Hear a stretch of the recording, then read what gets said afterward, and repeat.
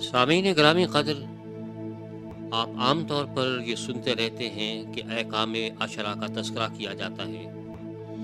یعنی وہ 10 احکام جو پروردگار عالم نے حضرت موسیٰ علیہ السلام کو عطا فرمائے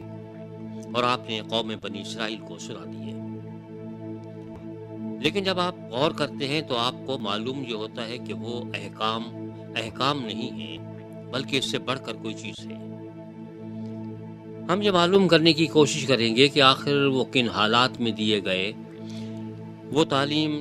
کا پس منظر کیا ہے، اس کو کس صورت میں پیش کیا گیا ہے، کون سی ترتیب رکھی گئی ہے، اور کیا اس ترتیب کے پیچھے کوئی منطق بھی کار فرما ہے یا نہیں، یا الٹپ کوئی ایسے ہی بس قوانین ہیں 10 جو دے دیے۔ تو پہلے جب ہم پس منظر کی طرف جاتے ہیں تو ہمیں معلوم یہ ہوتا ہے کہ ہم تاریخ کو دیکھے بغیر کوئی بات کر نہیں سکتے۔ جب بھی کوئی حکم دیا جاتا ہے یا کوئی قانون بنایا جاتا ہے تو حالات کو سامنے رکھتے ہوئے بنایا جاتا ہے۔ یہ ناممکن ہے کہ آج سے 3500 برس کے حالات ویسے کے ویسے ہی ہوں اور وہ قوانین آج بھی لاگو ہوں۔ تو پہلا سوال یہی ذہن میں اٹھتا ہے کہ 3500 سال پرانے دیے گئے احکامات آج کس طرح سے لاگو ہو سکتے ہیں، جبکہ زمانہ آگے بڑھ رہا ہے، حالات تبدیل ہوتے چلے جا رہے ہیں، کیا قوانین کو نہیں بدلنا چاہیے؟ تو ہم پہلے پس منظر کی طرف جاتے ہیں تاکہ ہمیں معلوم ہو کہ کن حالات میں یہ سب کچھ کہا گیا۔ پس منظر یہ ہے کہ ایک قوم ہے جو کہ جا کے مصر میں آباد ہو گئی ہے، اور حضرت یوسف علیہ السلام کے زمانے میں ان کو بلا لیا جاتا ہے، وہ وہاں پہ پھلنے بڑھنے لگتے ہیں، ان کی آبادی اچھی خاصی ہو جاتی ہے، اور حضرت یوسف علیہ السلام کی اپنی خدمات ہیں وزیر اعظم کی حیثیت سے، جن کی تعریف کی جاتی ہے۔ وہ ملک کی فلاح و بہبود کے لیے بہت سا کام کرتے ہیں، اور یہ قوم بنی اسرائیل بھی اس فلاح و بہبود میں کام کرتی ہے۔ اگرچہ وہاں کے اصلی باشندے مصری مشرک ہیں، لیکن اس کے باوجود یہ لوگ ان کے شریک کار ہیں، کیونکہ جس وطن میں رہتے ہیں اس وطن کی خدمت کرنا بہت ضروری ہے۔ اگر اس کے حالات اچھے ہوں گے تو اس کا فائدہ سبھی کو پہنچے گا۔ حضرت یوسف علیہ السلام کا انتقال ہو جاتا ہے، اور کچھ عرصے کے بعد ایک ایسا فرعون بیٹھتا ہے جو کہ حضرت یوسف علیہ السلام کی خدمات کو قطعاً نہیں سراہتا، اور وہ بلکہ بنی اسرائیل کی بڑھتی ہوئی آبادی کے پیش نظر یہ فیصلہ کرتا ہے کہ انہیں کسی طرح سے قابو میں کیا جائے۔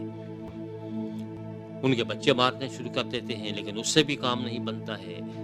ان سے بہت زیادہ بیگار کا کام لیا جاتا ہے، ان پہ جبر و تشدد کیا جاتا ہے، تمام مظالم ان پہ توڑے جاتے ہیں، اور ہوتے ہوتے پوری قوم کو غلام بنا کے رکھ لیا جاتا ہے۔ جب وہ لوگ جسمانی طور پر غلام بن جاتے ہیں تو کچھ عرصے کے بعد وہ ذہنی طور پر بھی غلام بن جاتے ہیں۔ آزادی کی خواہش ان میں رہتی نہیں، لوگ روز ان کے اوپر جوتے پڑ رہے ہیں، پٹائی ہو رہی ہے، سختیاں ہو رہی ہیں، لیکن نہ اس وطن کو چھوڑنے کے لیے تیار ہیں، نہ آزادی کے لیے کچھ کرتے ہیں۔ اتنے میں پروردگار عالم حضرت موسیٰ علیہ السلام کو وہاں بھیجتے ہیں۔ حضرت موسیٰ علیہ السلام جب اس قوم سے جا کے کہتے ہیں کہ دیکھو تمہارے اوپر بہت کچھ ہو چکا، تمہیں خود بھی کچھ کرنا ہوگا، پروردگار عالم بھی تمہیں آزادی دلانا چاہتے ہیں، تو انہیں یہ ایک خواب سا معلوم ہوتا ہے کہ کہاں کی آزادی اور کہاں آزادی کی باتیں، ہمیں تو برسوں یہ غلامی کرتے گزر گئی ہے، میاں جاؤ اپنا کام کرو۔ لیکن حضرت موسیٰ علیہ السلام مختلف معجزات کے ذریعے سے یہ ان پر واضح کرتے ہیں کہ پروردگار ان کے ساتھ ہیں، اور آخر کار یہ قوم بنی اسرائیل وہاں سے آزادی حاصل کر کے نکلتی ہے۔ جب یہ دوسرے وطن میں پہنچتے ہیں تو اب سوال یہ ہے کہ کل کو جب یہاں پہ سکونت پذیر ہو جائیں گے تو یہ غلام قوم کس طرح سے اپنے حالات سنبھالے گی، کیونکہ انہوں نے تو حکومت کی نہیں۔ اگر حاکم ہوتے تو ان کے لیے شاید کچھ احکامات کی ضرورت بھی نہیں تھی، کیونکہ انہیں تجربات تھے، یہ تو محکوم رہے، ہمیشہ حکم مانتے چلے آئے۔ اب اگر ان کو یہ کہا جائے کہ تمہیں حکومت کرنا ہے تو کیسے سنبھالیں گے یہ ذمہ داری؟ ان کو ٹریننگ کی ضرورت ہے۔ تو پہلی ٹریننگ انہیں یہ دی گئی کہ ان کو دشت احتیاط سے گزارا گیا کہ وہ 40 برس اس سے گزرتے رہے تاکہ وہ مظالم برداشت کر لیں، مشکلات کو دیکھ لیں کہ بھوکے پیاسے کیسے گزرنا ہے، کہ یہ آزادی کی زندگی اس غلامی سے بہتر ہے، اگرچہ اس آزادی میں مشکلات ہیں۔ تو جب انہیں آزادی کا احساس ہو گیا تو تب بتایا گیا کہ اس کو اب تمہیں حکومت تمہارے سپرد کی جانے والی ہے۔ لیکن اس سے پہلے پروردگار عالم تم سے بات کرنا چاہتے ہیں۔ کلام اللہ میں یہ بتایا گیا ہے کہ کوہ سینا یا کوہ طور جو بھی آپ کہہ لیجئے، اس کے اوپر پروردگار نے کہا کہ میں اپنا جلوہ دکھاؤں گا اور تمام قوم کو یہاں پہ بلا کے لایا جائے۔ قوم نیچے کھڑی ہوئی ہے، حضرت موسیٰ علیہ السلام حضرت ہارون علیہ السلام کے ساتھ اوپر تشریف لے جاتے ہیں، 40 دن اور 40 رات روزہ رکھتے ہیں۔ اس کے بعد پروردگار عالم انہیں 2 الواح پہ احکامات دیتے ہیں۔ وہ احکام کیا تھے اور کیا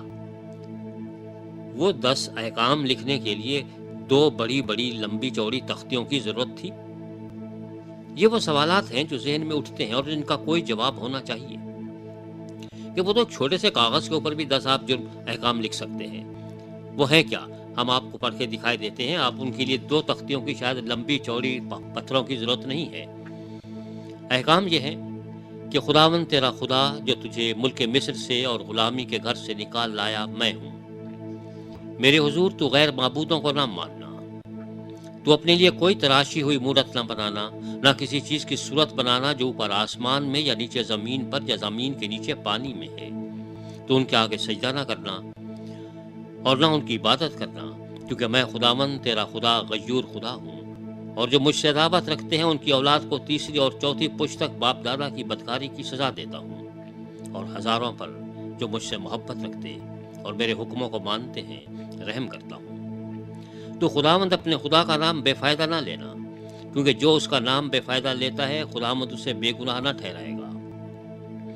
یاد کر کے تو سبت کا دن پاک ماننا، 6 دن تک تو محنت کر کے اپنا سارا کام کاج کرنا، لیکن 7واں دن خداوند تیرے خدا کا سبت ہے،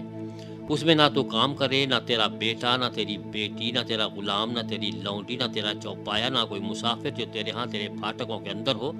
کیونکہ خداوند نے 6 دن میں آسمان اور زمین اور سمندر اور جو کچھ ان میں ہے وہ سب بنایا اور 7ویں دن آرام کیا۔ اس لیے خداوند نے سبت کے دن کو برکت دی اور اسے مقدس ٹھہرایا۔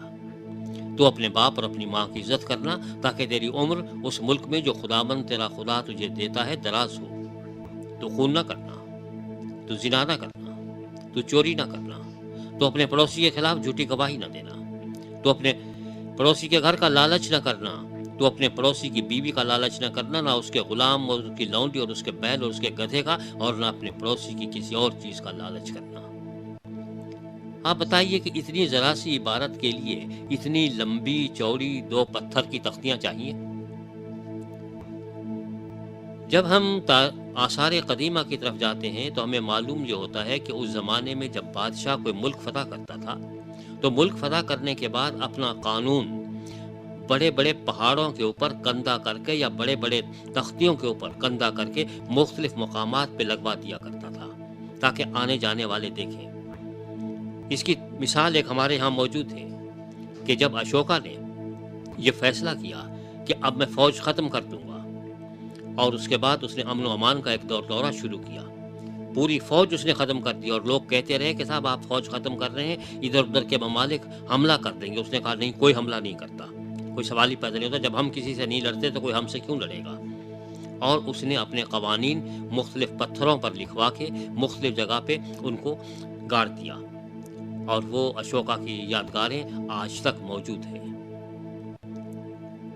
اسی طرح سے جو اور بادشاہ آتا تھا وہ اپنا حکم لگا دیا کرتا تھا تاکہ ہر پڑھنے جاننے والا پڑھ لے اور اس سے معلوم ہو کہ مجھ پر کیا ذمہ داریاں عائد ہوتی ہیں۔ تو پروردگار عالم نے یہ جو 2 تختیاں بڑی بڑی دی تھی، اسی لیے نہیں تھی اتنی لمبی چوڑی تختیاں کہ حضرت موسیٰ علیہ السلام کو دکھائی کم دیتا تھا اس لیے موٹے موٹے الفاظ میں لکھ دیا، بلکہ اس لیے کہ وہ قانون ہر جگہ پہ نصب رہے اور کوئی شخص یہ نہ کہہ سکے کہ صاحب میں تو اس قانون سے واقف نہیں ہوں، مجھے تو معلوم نہیں ہے۔ لہذا وہ صرف 2 تختیاں ہی عطا نہیں کی گئی تھی، بلکہ ان کے ساتھ یہ حکم یہ بھی تھا کہ ان کی نقول تیار کر کے مختلف مقامات پر نصب کر دی جائے تاکہ ہر آدمی کو معلوم ہو کہ شریعت کیا ہے، کیونکہ شریعت چھپی ہوئی نہیں ہے،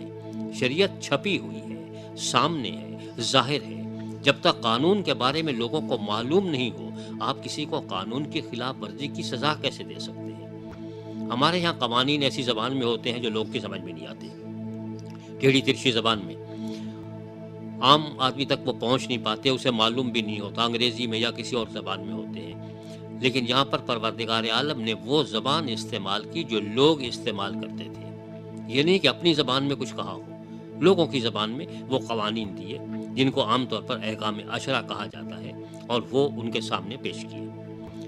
تو آپ پہلی بات یہ دیکھتے ہیں کہ جب لوگوں کے سامنے یہ احکام دیے گئے اور حضرت موسیٰ علیہ السلام نے آ کے لوگوں کو یہ بتایا کہ یہ احکام ہیں، تو لوگوں نے کہا صاحب آپ بھی ہم سے بات کیا کریں، پروردگار ہم سے بات نہ کرے، کیونکہ یہ جو ہم نے دیکھا ہے کہ بجلی کڑکتی ہوئی اور یہ چمکتی ہوئی، یہ ہم سے برداشت نہیں ہوتا۔ کیا اس پس منظر میں خدا لوگوں کو ڈرانا اور دھمکانا چاہ رہے تھے،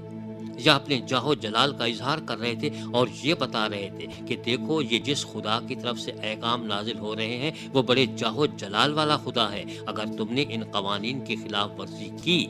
تو جانتے ہو کہ کیا ہوگا، بھسم ہو کے رہ جاؤ گے۔ اس لیے پس منظر بتا رہا ہے کہ کتنی سنجیدہ بات ہے۔ تو جب ہم اس کا مطالعہ کرتے ہیں تو ہمیں بھی اس سنجیدگی کا احساس ہونا چاہیے کہ ہم پروردگار کے سامنے کھڑے ہیں۔ اگر ہم نے اپنی یہ ذمہ داریاں پوری نہیں کی تو جس طرح سے بجلی کڑکتی ہوئی گر سکتی ہے، ہم بھی عذاب الہی میں مبتلا ہو سکتے ہیں۔